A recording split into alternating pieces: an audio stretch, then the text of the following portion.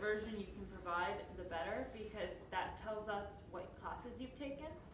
And a lot of times when applying to graduate schools, they'll actually, some universities will ask us specifically to list all your science classes or list all your history classes or whatever your field might be. So the more is better, but don't worry about it if it just says like Model 1, Model 2. Other questions? For the letter of recommendation, I have asked my professors many letter of recommendations. Okay. Is there any way so they can write just once the letter of recommendation, and because I'm asking them too much. So if you have like a general letter of recommendation. Yes, does it for? Normally, I understand that, and it's always awkward when you're like, "Hello, professor, I'm here again." If you've already asked them for one for graduate studies, you could use that one. That would be fine, that letter, and have it translated. If you haven't, I would recommend ask them, "Hey, can you please write a letter of recommendation, or better yet, edit the letter of recommendation you've already done to reflect graduate studies and speak directly to the fact that I want to study in the United States." And then that one letter we can use, you should be able to then use for all of your studies. Because it does seem a little weird, and I've seen this with Fulbright where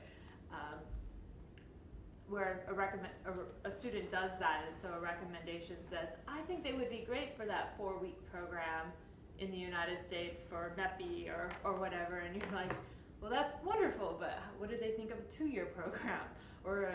So I would turn in a favor and ask for one that speaks directly to graduate schools. This is an important application. And ideally, it should be the Fulbright form, if you can do that. If they speak English, if not, maybe get that form translated into French, and then have it fill it out in French, and then get the form translated into back into English. Other questions? What's the required GRE test score? That's a good question. So for the GRE, it's a requirement for graduate admissions. We recognize that the GRE is a test designed for native speakers of English, not just native speakers, but very high academic level native speakers. Oftentimes, the best section that foreign students can do well on is the math section, because it's based on math knowledge. Although, as you saw, that question, even though it was simple addition and then multiplication, it was all in English, right? Unlike the Algerian system, where your back is the most important part of the application, I would say the GRE is one of the less important parts of the application, the GRE score. Certainly, we're not looking for any specific score or any specific score cutoff. The highest you can get is a 1600, so 800 in both sections. But They changed this now, 170. Oh yeah. Sorry. That was back in the day. I don't remember what the numbers look like now. But the key to that is just to do your best. And as I said last week or last session, it's more important that you've done it than what the score looks like. If it's really low and we think that you need a better score and you've been selected, we can always ask you to do it again, and that does happen. I took it twice. I would not have a disastrous score. Like No. if you do, That would affect. if you do like if you're like in the worst 3% of the people that take the GRE, that may make it a little tough. And I've seen some really bad ones where you're like, did you show up? Show up and continue to do to work even if you get really frustrated. A little trick about the GRE, and I'm sure Joe will go into this more when you guys do your GRE prep, but the test is designed to get harder the better you do. So it's like kind of an unfulfilling exam, because actually when it gets harder, you know you're doing better, but it's getting harder, so then you get more stressed out. So just do your best, finish it, and then hope for a good score. Also, understand the test and prepare for it before you walk in. That's extremely important. When I took the GRE, I did not do that. I took it at the end of my university studies because basically because I had a friend that was going to take it, and he could give me a ride. And I was like, well, I might as well get this done. Maybe later I'll use it. And I thought it was 5 sections, like the SAT, the undergraduate test. It's It used to be 3. Now it's 6. Yeah, you took it much more recently. But back when I was taking it was only 3 in a writing. So 2 math and a verbal. They're very long sections. So as I got into the third section, which was math, I'd been in the test for about 4 hours, and I was really tired and I was really hungry, and I thought I thought it was only halfway done. So I gave up, and I just started selecting random answers on the math section. Don't do that. That was really bad. The first time, and you will get frustrated. You will run into a section. You will not be able to finish on time. That's encouraging. We've got 3 math section and 2 verbal section. 3 math sections and 2 verbal sections, yeah.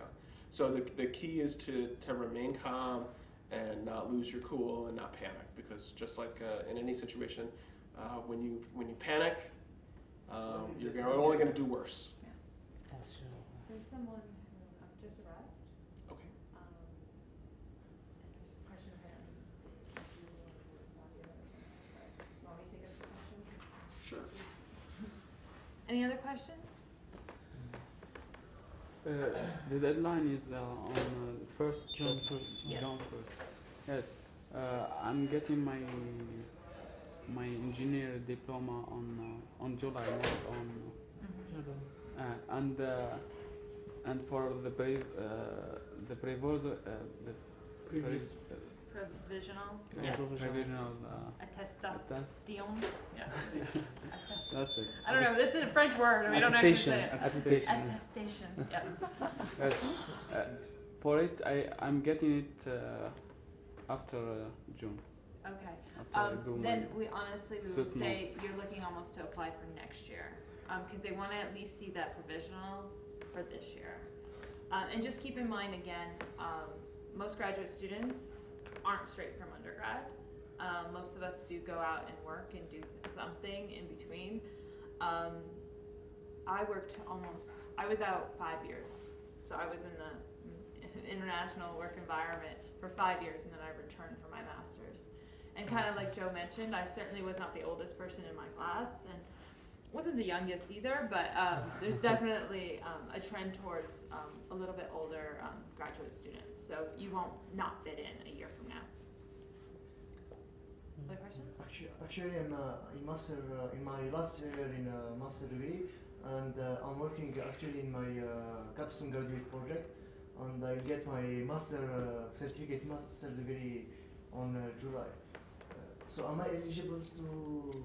Same question, really. But so I've got my certificate of bachelor. you do have a bachelor. Yeah, So I if you do have have a bachelor, and then you've been in school for more than a year after that, then more you than would that. be eligible. Okay. It's a nuanced thing, but we need to see a diploma before we move forward. Yeah. I have a question. Yes.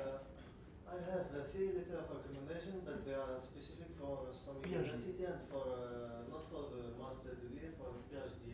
Mhm. Can I apply with that? You can, but again, actually, I wouldn't. I would have them change them to at least change PhD to a graduate degree, or ask them to change that. Because one thing is, you're applying to a master's degree, and so when admissions officers see that, it makes it seem like you're really not interested in their program. You're interested in a PhD program. I can say in my. They can edit it. I can write in my personal statement that I'm interested in starting with a master degree and then with a PhD degree. Yeah, again, you can. It's up to you. I would probably use the favor and ask them just to change it to graduate degree. Any other questions? For my case, I have a master's degree, but it's not in a major that I want to apply for in the United States. So I have a master in parasitology, which is a major in biology, but I want to apply for nutrition here. Yeah. So Do I have like chance? Oh yeah, and actually, this is where America, in my opinion, this is where the United States and our education system is amazing. Is that people can go back and try new things and change their master's degree. People often, when they want to change careers, will go back to graduate school, take a degree in a completely different direction. I mean, yours at least kind of matches. I know people that are like engineers who are like, I want to teach high school, and so they go get their teaching degree and then become elementary or high school teachers. So yes, in the United States, that's not really necessarily considered odd or weird. Now, the challenge to you and the challenge to all of you, and Joe mentioned this briefly, is to make sure that your personal statement reflects that. I have a master, my undergraduate studies have all been in this field, based on what I've learned in this field, and my interest in nutrition, I want to head in that direction. So that's where you tell your story. My guidance with personal statements and research objectives are, remember, they're seeing your resume. They can see your resume. They know where you went to school, they know where you went to, if you've had a job, they can see that. Not that you shouldn't mention it, but your essays are where you can show your passion and your excitement and explain things like, I was doing this field and now I want to do this field, but it makes sense and this is why. Yeah. Excuse me, do we have to write 2 essays? Yes. Not one? No. So there's a personal statement, which is, as Joe mentioned, where you tell your story. So who you are, why you want to go to graduate school, what's your passion. And then your research objective is going to be much more focused on your degree itself. I want to study this is what I'm going to do with this is why I want to come to the United States, this is how I think I can benefit you and you can benefit me. Those type of things will go in your research objective. And how many words do we have to, what's the minimum requirement of words on each essay? I don't think they write a minimum, but they're full pages. On the Fulbright application, it's a full page. I would recommend to try and at least do 3 or 4 paragraphs. I've seen applications with this much, and it kind of thinks like, did you write your application on your way into work today? We want to see that you have given this a little more thought. They should be a full page. They should be well thought. You should be writing them honestly, not to panic you. They should be written this week. The first draft of all of this, if it's not already done, should be written this week if you're applying for June 1st. Because then you'll look at it, you'll come back a week from now, you'll look at it again, and it's not just writing it, it's thinking about it. Like these things seem easy, like tell us about yourself. But then you're like, well, why am I applying for this? Why do I want to do nutrition? Like you start thinking about these things, and there should be reflection that goes into these essays. And I will guarantee that you can tell the people that have given some thought and given some reflection, and people who wrote it the day before because it needed to be done. And we all do it at times. Any graduate student will learn one of the skills you learn in graduate school is to write a 5-page paper overnight. But this is not one of those times. You don't want to do that. Other questions? I wanted to know, if we apply and we were chosen and to go, can we apply for another Fulbright student program for PhD, for example, if we are interested to go through all the... At this time, we don't offer PhDs. For example, if I get chosen this year, after 2 years if I come back, can I still apply for PhD? Because no, it's one Fulbright, one person. Okay. Yeah.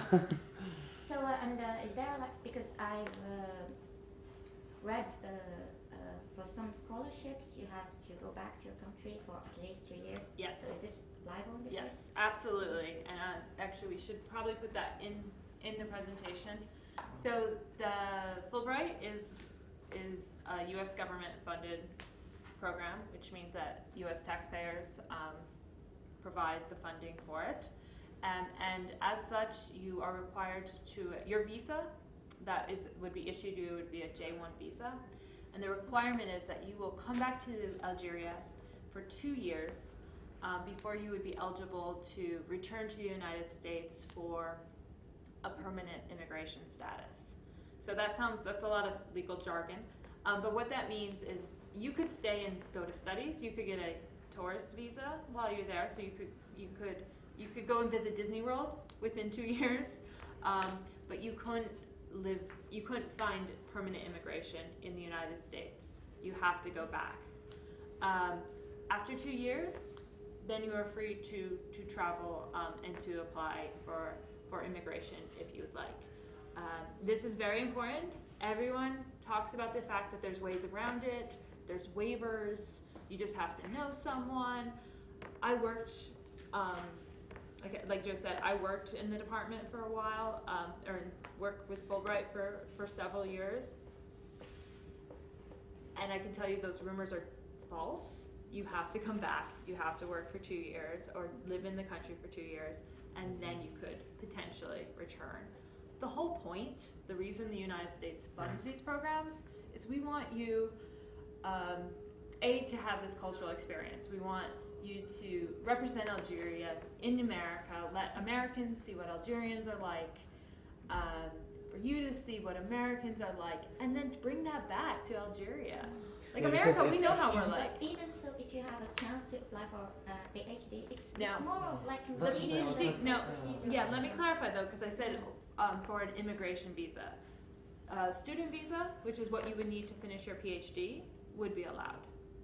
Oh, So you could still be eligible, but then at the end, you would still have to go back for yes, 2 of course, years yeah. and then come back. Mhm. A lot of times, what we see most often is you're there for a few years, you find the person that you want to spend a life with, you get married, you have a baby, your baby's an American, right? You're has American citizenship, and so they're like, but then I can stay, right? I don't have to go back. No, you still have to go back. There's not a difference there. You still have to spend 2 years in Algeria and then have the opportunity for immigration. About the TOEFL score, because I got 81 in my TOEFL score, and I'm planning on taking it back. But if I don't get a better score in my next TOEFL, can I provide the tuition fees for accelerate For English? for Yeah. English? You don't have to. What we'll do is, so if you were to be selected, say you have an 81, you're going to take it again, you're going to get up to like an 85, Yeah. but you still want to get a little better. We do often have options to send students a little bit early for intensive English training before they start graduate school. We don't have enough funds to do that for everyone, so But if we can provide the funds for it doesn't work that way. Right. Yeah, it's fully funded, so you don't pay for any of it. But you wouldn't be able to do it in that way. With that said, I think a lot of times this is a year-long process. I think sometimes people wait for like that moment that they find out that they're for sure going to the United States, almost a year from now, and then they start studying their English. Start now, you know. Yeah, If you're serious about it, if you want to, if you get called in for an interview over the summer, start intensive English training now. You can do it here, you know, because the better the English gets, just the better your experience is going to be. Not a lot of English is so, you know, here you can kind of switch languages or get around. You really just, you need strong English to excel in an English speaking university.